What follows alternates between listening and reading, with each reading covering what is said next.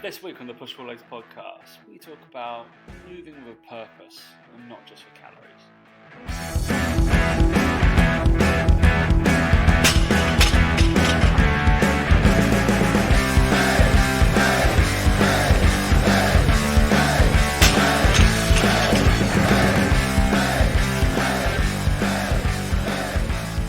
Right. Alright, 3, 2, 1. Let's get those high knees in, mate. Hey guys, welcome to the Push Pull Legs podcast with myself, Damik. And me, Tomo. Can't make the noise as you do it, mate. That noise. Gotta make that noise, mate. Absolutely gotta make it. What have you just watched? Like, genuinely, what have I just watched? If anybody hasn't introduced himself to Mark Wright, everybody knows who Mark Wright is, right? Mark Wright. Unfortunately, probably, yeah, they do. But like, how is he doing PT on the BBC Sport app like that? Like, how is that a thing? How is that allowed? For one, not too sure. Like doing shadow boxing and you have to make the noises with it. Hook, duck, duck, oosh, oosh. You have to do the noise as well for 40 seconds. Like, that's ridiculous. It's pointless. It's just pointless. Did he literally say you have to do the noise? Yeah. Well, I don't know if he said he had to do noise, but like he was making all the noises every single time. I mean, don't quote us on it, but you have to make the noise, otherwise you do have to make the noise. And then it's the high knees as well. 60 seconds high knees to get the heart rate up. Well, mate, they're 40 minutes into a session. They should have a heart rate up already. For one, and two, why does it matter if the heart rate's up or not? Like, doesn't make a difference. Good training won't matter. Just find it baffling. Absolutely baffling, mate. But is what it is, isn't it? Lots of random people doing. I mean, this was like, fair play to Joe Wicks. He did all the stuff, but yeah, really odd one that I don't understand. He's not even a good personality, and he does like the annoying shows on like ITV2 or 3 or whatever, 4, 5, 6. It'd be like the After Dark bakery show that he does on like ITV or something like that.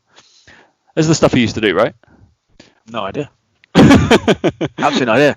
But like, you've got footballers sharing their workouts as well on the internet, and I'm like, well, they're just shocking, absolutely shocking. Well, do not copy. I saw you were doing Jesse Lingard's one. What were you doing? Do not copy Jesse Lingard. Like, unbelievable.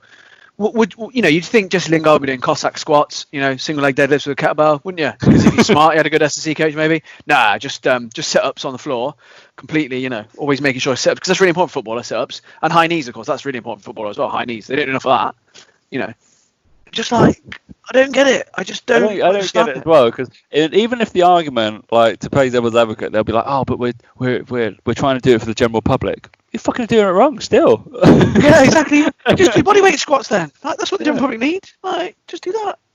But yeah, it's just unbelievable. Like, these people have got they've got the stage to do it, and on a side note, that Mark Wright punching thing. So apparently, like, that's actually an issue in like films. So when in Rocky and stuff, when he was doing all the punching stuff, he would do those noises, and it was an absolute nightmare for the sound guys. They'd have to like edit, like take off all the sound and put it on top, and like because he was always going oosh, oosh, oosh, oosh, and stuff like that. It happened in Star Wars as well. So Ewan McGregor, and whenever they used to have the lightsabers, they would make the noises of the lightsabers when they were like. You're like, what are you doing? It's like, I don't know. You just automatically make the noise when you have the thing in your hand. So apparently that was a big issue when they were doing it. Yeah, I only learned that out by watching a random video. But they were like, yeah. So maybe it's just a personality. I would 100% do it. If I was filming with a lightsaber, I would make the noise, and I'd be like, 100% you would. If you knew you were going to be like, if you knew it was going to be a lightsaber in post production. But it's just, it sort of got me off on a rant on my email. Not really a rant, but on my email, I chatted about how, with everything that's going on, there seems to be this thing of that. And obviously, we're doing more home-based workouts. You have to do more HIIT-based stuff and that sort of thing. I get it, but it's this obsession that like exercise is just about burning calories. There are people out there who just view it as a calorie burn. Like, that's the only reason exercise. Like, they say, oh, will this leg workout be better than this one? Will it burn more calories? It's like, that's not why you do a leg workout. Will this HIIT session burn 800 calories in a HIIT session? That's not why you do a HIIT session. That's not why you do one. It's like this thing where it's like you have to burn off a certain number of calories. Like, that's how you lose weight, is to burn it off. and it's this obsession that to lose weight you have to do exercise. It's like, no, even when you're dieting to lose body fat, your training isn't there to lose the body fat. It's there to maintain muscle tissue, to help keep you strong, help keep you mobile, help you move better. It's like, regardless, we should all be weight training to help us move better. Or resistance training, it doesn't have to have weights, but resistance training, so that we increase our chances of staying alive longer. Number one, we're fitter and healthier. We don't fall over when we get old, and our bones are strong and our muscles are strong. Like, that's it. It's an investment in your future over time. It is not a way to burn calories. That's not how you should view exercise. It's not how you do it. Even if you do cardio stuff, you're still doing it to be healthier or fitter. Like, if you were to do sprint sessions or HIIT sessions, it's about being fitter and healthier, training your heart, training your cardiovascular system. It's not a competition as to who can burn the most calories. It's not what you should be looking at as. And it just annoys me, because obviously people like that, that's what they're doing it as. Like, that's not a HIIT workout, Mark, right? You're doing it for an hour, for one, and there's no intervals here. It's not high intensity. It's just you jogging on the spot, looking like an idiot. And it's more, those sorts of things is about how much you sweat. It's about how much you sweat. It's about, let's get the heart rate up. Let's get more sweat. Let's do more of that. No. Guess what? Everybody's fucking sweating right now. It's like 27, 28 degrees. Yeah. and it's that, and that's the thing. It's like, if sweating worked, go sit in a sauna then. You wouldn't need to exercise. But that's not it, is it? And it just frustrates me that people have this unhealthy relationship with exercise. And that's where I think a lot of the time with a lot of gyms, the whole class culture, it's like, yeah, who's top of the leaderboard and calories burnt today? No, that's not it. That's not it. It's not what it's about. And it's just, obviously the way things are now, it's still a thing. It's like, I'm sure probably on Peloton it happens. Who's burnt the most calories this session? Or whatever. yeah, it does. I mean, like, the only thing that we can say is the companies still have that thing, but they've tried to make it, like, for example, MyZone. Like, I was part of the committee, if you say, to bring MyZone into third space and try it out for like 3-4 months before we made the decision to roll it out and put a crap ton of money into it. And the good thing about that, what they do, is that they take the max heart rate stuff and then they divide it into your zones, and then give you points based off the zones that you're in. So, but it's weird though, because that whole HIIT culture, being in the like red and like yellow zone is deemed like better because you get more points.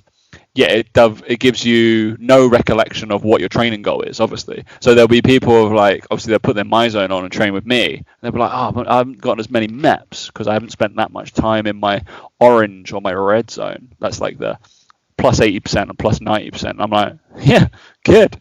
We've been doing max strength for 4 weeks, so I don't really want to do that. Yeah, but you just hit a squat PB, so who gives a fuck? Yeah, like, I was like, just gives a shit. Like, it doesn't matter. Like, are you better? Yeah. Are you stronger? Yeah. Do you move better? Yeah.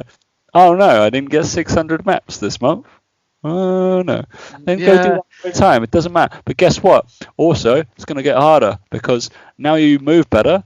Those red zones are going to be harder to hit because you're accustomed to moving better. You're more economic and you're more efficient in your movement.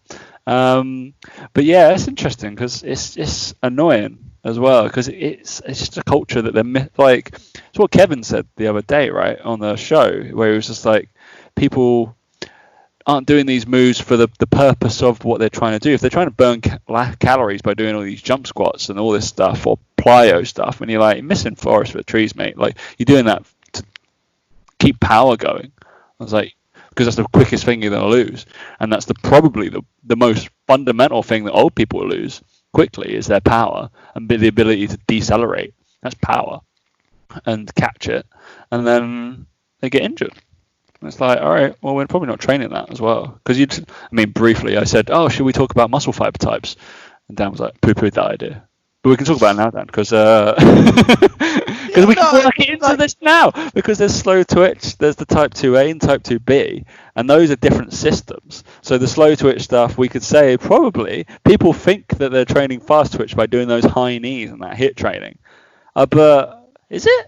That's not 100%. It's not. It's 100% guaranteed. You've got your oxidative, and then your glycolytic, like fast twitch stuff. And like, if we were to put like time frames on those, the oxidative stuff is like your anaerobic, right? That's like your 400 to 800 meter race. That's your boom. And then your sprints, your glycolytic stuff is that's that muscle fiber type 2B. is your short sprint, 60 meters, 100 meters. The shit that you're doing, because it's taking 40 minutes, is your long distance and slow twitch. Mhm. That's not the sexy thing to do. You might not, probably not become a better, let's put these in air quotes, athlete because of that. And the other thing as well, to train those fibers properly, those, you know, the 2B stuff, like to go proper high intensity, you need 4 or 5 minute rest before you do another bout. Oh, yeah. So properly train it. So you're going to be sat there not sweating, not doing anything. And it's kind of the only caveat to what I said, I think, is if you're doing a photo shoot prep or a bodybuilding prep and you need to increase your calorie expenditure. That's the only time I would ever really advocate tracking a calorie amount for cardio output. But even then, you're doing it for the outcome. You're not doing it just to burn calories as a tool, because you think you have to. It's more a case of it's required to get to where you want to be. But that applies to 0.1% of the population. Like, it doesn't come into it for the majority of people. That's the only exception to this. But yeah, like you said, it's like you're supposed to be training systems and movements and all these other things, and it leads to you being a better all-round, dare I say, athlete or person, whatever you want to call it. But this is where our frustration comes about from the classes and stuff we talked about. The Tabata thing is a great example.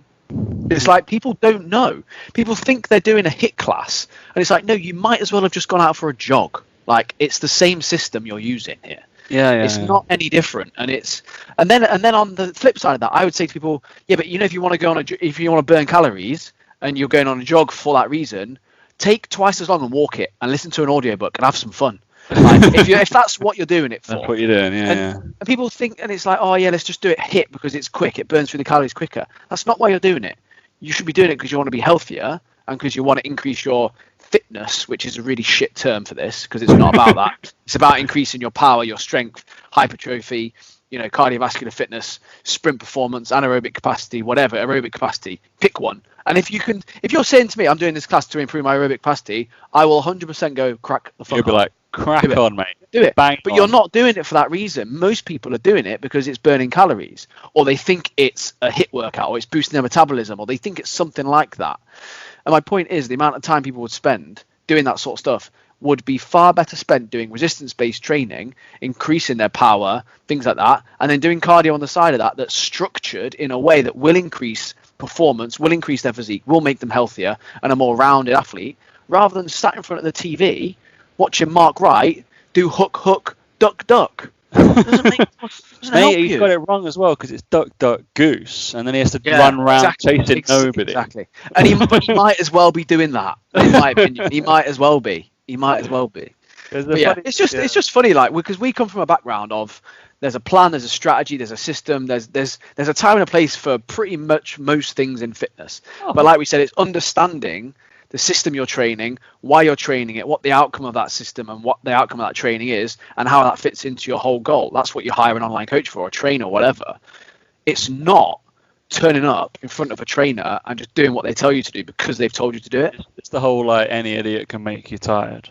I was like, 100%. Like, that's what Mark Wright's doing. It's just making you tired and sweat. Great. Isabel, Dan's daughter, could make me tired. If she was my coach and just said, let's do every burpee we can do, Tom, that is as good as what some of that is doing.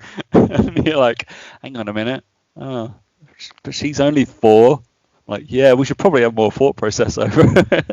So, like, this the power thing that annoys me, and it's all these bouncy moves and like that are just chucked in without thought, just because something fits the same rough like biomechanical model, like the forward lunge, for example. This is just off personal experience, and we've ranted about this previously, right? That we're not, unless for decelerative purposes, I don't really put the forward lunge in for that purpose, because I would use it for deceleration. The forward lunge is a catch and fall. Like, you're falling, you're going to catch yourself, so you're decelerating into the ground, and that's what you're meant to do. So it's like offsetting stuff like osteoarthritis in older populations. If you're accustomed to that and your genetic traits is osteoarthritis or arthritis or anything like that, guess what? You should be doing power and deceleration work, 100%, because even older population, it's been found that they still react just as well as younger population to power-based training, they still pick it up just as quickly, and the stuff that they just lose it quicker than younger population. So they still be like, the adaptations that they can create are still big. I think people get scared and they're like, oh no, they're just going to do lots and lots of this basic stuff, or this isn't basic, these weird like jumpy squat things, and I'm like, I'm bored for number one. This is mindless. It's not like cognitive at all. I'm not engaging anything up here because I'm just doing that. That's another thing that I don't enjoy as well. It's a mindless exercise because it's for calorie burn. I'm not thinking about anything. I'm not thinking about where my hip should be. Maybe I might, but when somebody says let's do pop squats or jump squats or at the end of a workout, I'm like, I'm not thinking about any of my form. I'm not thinking about how to do this biomechanically well. I'm not producing the force that I want to be able to do to get any efficiency out of this.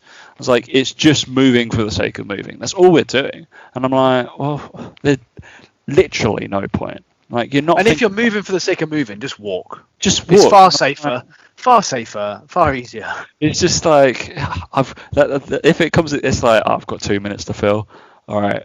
Yeah, that'll take 2 minutes. Cool, let's do this. I know a trainer that did this, and they had 7 minutes left. Guess what they said in a class? This is Burpees. well known. Burpees for 7 minutes. They said it in. So funny. But yeah, Lots of people doing them, I can imagine. And it's just they were knackered. But that was when the clients have started to see through this person slightly. But I have a hard time with it though, because we do, like at cricket we have like the warm up, or at foot, or basketball you have the warm up. Basketball not so much, because basketball's like basketball's a bit more, you kind of have a bit more of an individual kind of go at it because everyone needs something. But cricket, it's like we've got 4 teams. The first team are at a level which is very, very high. Like, several professionals play for the first team. They play for their counties. Yeah. I'm in like the third team, so don't worry about it.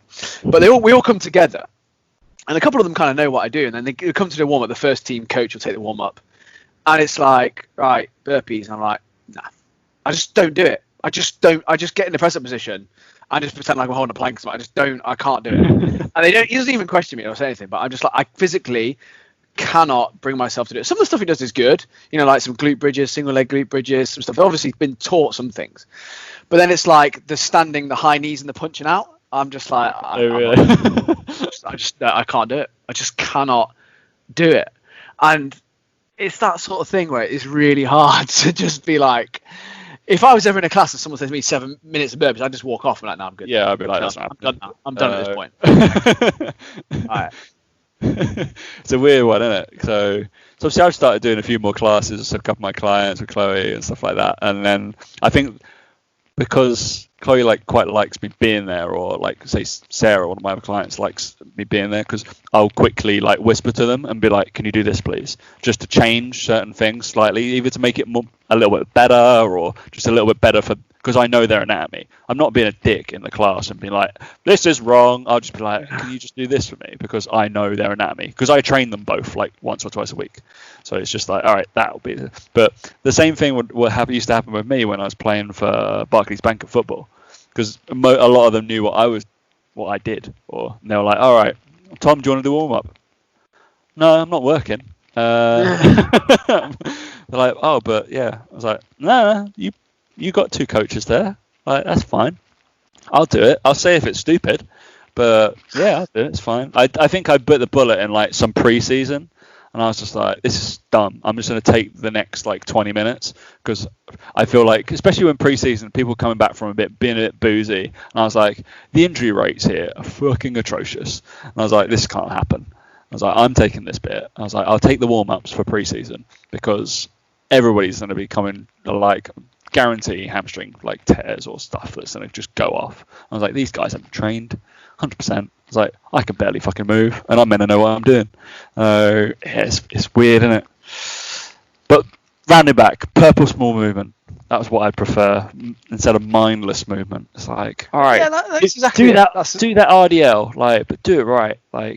Don't just go, I'm going to do 15 of them just for the sake of it. Nah, just do 8 of them, but make them nail it. Really do a reach, all this kind of stuff. And I'm like, even if it's body weight, you can still encompass squeezing something, or if it's external focuses, reaching towards the wall and all that reach high and stuff like that, explode up to the ceiling. It's just like, all right, let's just not make it mindless and mind-numbing. Let's give them some sort of thought process of how to get there, so they'll remember what they did more than anything else. So when I come back, so teach this in seminars. So I do a seminar on coaching cueing and external feedback and this stuff. And if I'm going to go back to them and say, do you remember this cue or this movement? They're going to be like, yes, that's what you said about this. If I'm just doing it for mindless reps and not giving them much cueing and they've just gone boom, boom, boom, boom, boom, boom, it's a sweater thing, they won't know what I would want them to do. It's kind of moving, aren't they? And I'm like, that's not done well. So that's a bit just a big bugbear, I guess, of not the Group X world. It's just like people do it when they're doing PT as well, or just training themselves. Yeah, it is what it is, but I just feel sorry for people who do these things, because then they get into that cycle, and that's a really unhealthy relationship to have with exercise, that you feel like you have to burn a certain number of calories and stuff like that. And that's where a lot of people with weight training, it happens the same thing. They think they have to do 40 reps a session. They think they have to do big sessions. And a lot of my clients, they'll be like, they get a training session through, but that doesn't look like that much. I'm like, yeah, you do 5 exercises, 3 sets of each, and you actually train purposefully with the right contraction and lifting the right weight. And then they will message me like, oh my God, that was so hard. I'm like, yes, it was. You don't have to do 20 exercises. It's like, just do it well. We talk about purposeful reps, don't we? I talked about that in one of my programming seminars or lectures recently.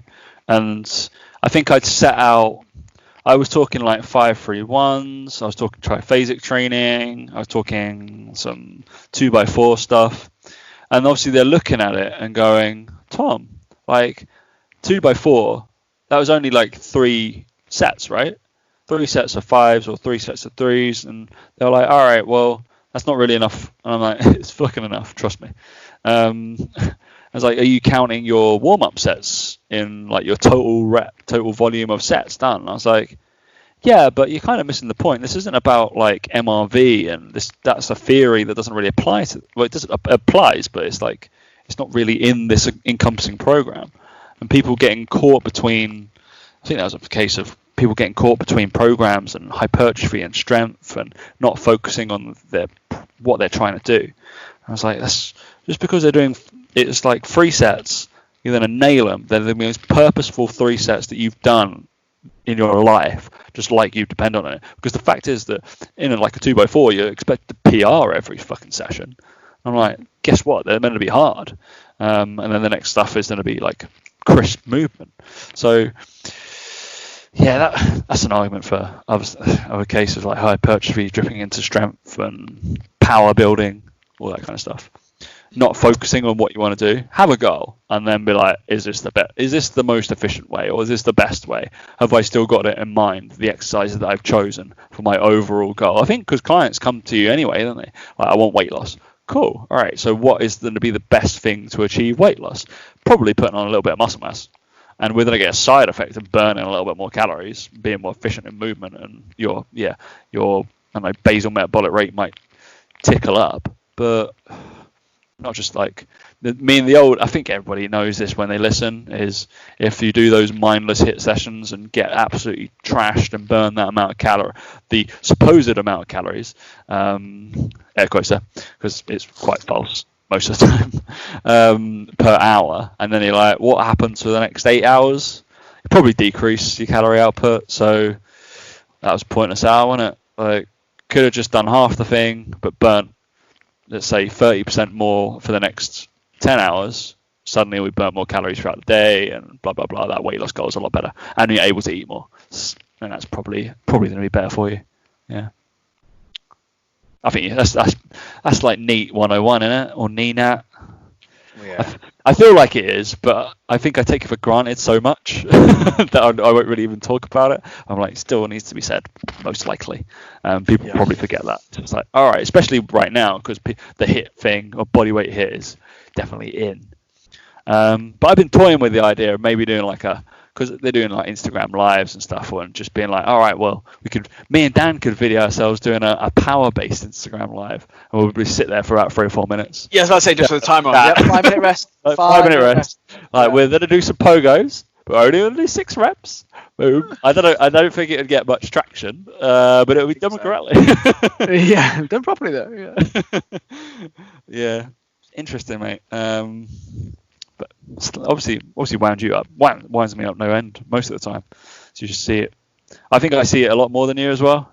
I think you probably do. To be fair, I definitely don't see it as much, but I think it's more because at the moment it's the thing that people are doing right now is obviously a lot of the home-based stuff and just jumping them down on the spot and all that sort of jazz. And yeah, I think it's a case of pick what you want to, what your goal is. I mean, it doesn't matter like if it's power, if it's like, oh, I want to train that muscle fiber type, if I want to get bigger, if I want to do that, like you said, I want to do it for movement economy, if I want to do that, just that's how you're going to think, and that's how it's going to scale into your sessions. And if somebody is, if you are doing an Instagram class or a live class or a Zoom class or whatever, just be like, actually, this exercise may not be the best thing for me to do right now. Can I swap something else out and do it? Trust me, if the instructor's worth their salt, they'll be like, cool, you clearly got a goal, rather that. They'll be all for it, and maybe they'll just give you a few tips on what you're doing there. Like, I bailed out because I'm playing golf tomorrow, or today, when it's released, and it was total leg day today in the classes that I was doing. And I was like, fuck this, I need to do some press-ups. I was like, otherwise my legs are going to be shot. That's not going to be good for any kind of hip rotation, is it, Daniel? I mean, I don't think it matters if I play golf, to be fair, mate. I'm going to be tired. I will not. I want to get through. So which is a problem anyway. I won't talk about my golf woes. Been tough to get back in. I bet it has, but at the same time, it's just something you're just glad to get out of the house. Oh yeah, 100%. Like now, I'm just like, it's just good to break. It's something that I really want to get into. Like I really do. Like I think once we've moved and I'm sort of in a bit more of a swing of things, I think literally, the pun intended there. It's something that I do want to try because I played it before when I was younger, and it was kind of like I was okay, I suppose. I could hit a ball straight, for like a decent amount of times. And it was one of those where I think if you play more, I can see the relaxing benefit of it. Like I would just leave my phone in the car and go out and play. It would just be like bliss. Like that. That's the thing for me. I think is just that. It's like if you get out with a mate. I turn my do not disturb on. And then, especially now, it's awesome because it's like 3 to 3.5 hours round. Like everybody's like spaced out properly because of COVID. We'd have to meet somewhere near Reading, wouldn't we, mate, and play golf there? Do you know what I mean? Be like, yeah, I think there's something about it for me as I get a bit older. I think I might soon ditch the cricket and go with that, just because it's just the cricket is actually too long a day. I know it sounds daft. It's like 8-9 hours, and it's a bit more. We were talking about this at the golf club as well, because one lad they got volunteers, but they were talking about, and we were like, oh, we're loving it. All the old fellas are slightly not liking it because it's only taken about 3.5 hours to get round, and they'd rather be there all day, and that's their thing.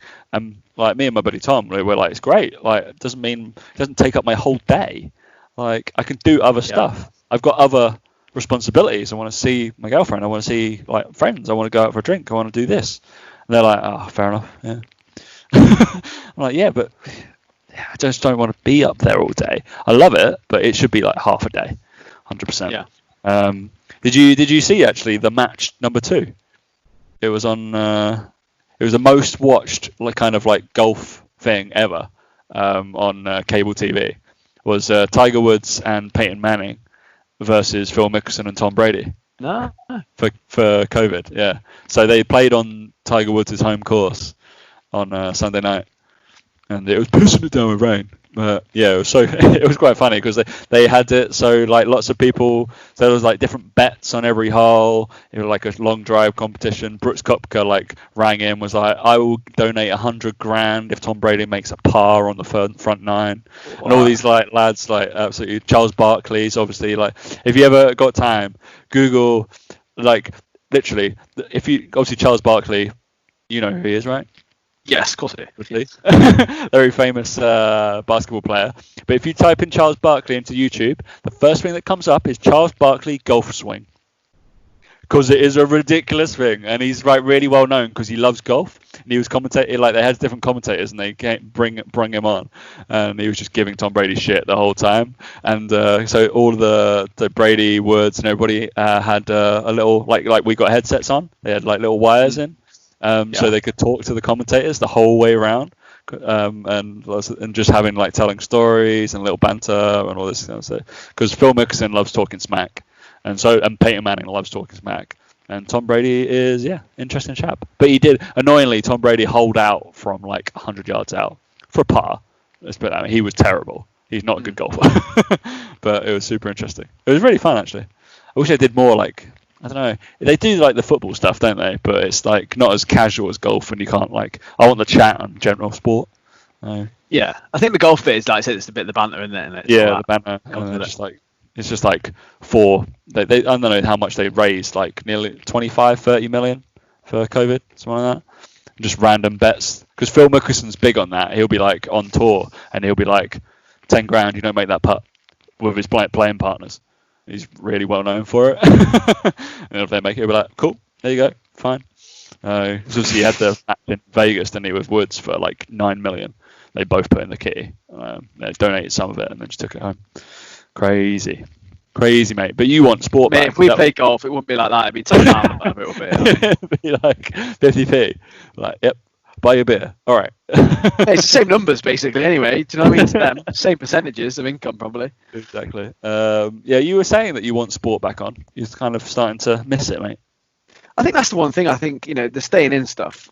It's by the by for me. I don't really have any friends or do anything. But yeah, like just missing watching basketball and football and stuff like that. And I think it's. I think if you'd have said to the nation, look, you're locked down, but life is the same, as in like you can watch football. There's live TV, there's normal TV shows. But because a lot of TV shows have stopped, because a lot of live TVs have to stop, and because there's no sport on, it's a bit like okay. It's not as fun watching recorded Netflix and stuff. Whereas before, you'd watch football, cricket, golf. People would watch golf, believe it or not. Basketball stuff. I just think for me, that's the thing that I'm like, because basketball's on every day at some point. Like you can watch highlights, you can watch full games, and same with a lot of other sports, and it's just nothing. So that is quite hard. I think that's the next step. But once I think that comes back, I think that'll make a huge difference to people. Yeah, I think it is, because I realised that some of the footballers are coming out and going, we're basically puppets, and like it's like an science experiment. And I think they underestimate how big it is for people's mental health. Well, I think there's that, but I also don't think they quite understand the fact that if all 50 people involved, staff players are all tested and they're all haven't got it, there's fuck all problem. What do you mean you're being put out as a guinea pig? No, you're going back to work. You're paid £100,000 a week to kick a ball around. Like you said, it's the effect it has on the nation and the effect it has on people and all that sort of stuff. And it's to me, if someone said to me, every single place you go, you're going to be tested, and everyone else there is tested, and no one's going to be allowed in if they're positive, I'll be like, well, yeah, there's no risk then. I'll go. Of course I will. Yeah. I'll do it. I'd go on a train if I knew everyone on there didn't have it, or I'd go on the underground. Of course you would. But the fact is, we don't, because we're not in industry to be able to do that. Whereas footballers, it's like, no, you're being tested every 2 weeks or every week, whatever it is, they're being tested. You all know none of you've got it. As long as you don't act like dicks, which a lot of them have in lockdown anyway, and go out and meet loads of random people, like, you're going to be safe. Like, so it's on you, like, mate. Like, I hope someone get reprimanded. Some of the people, who have been out.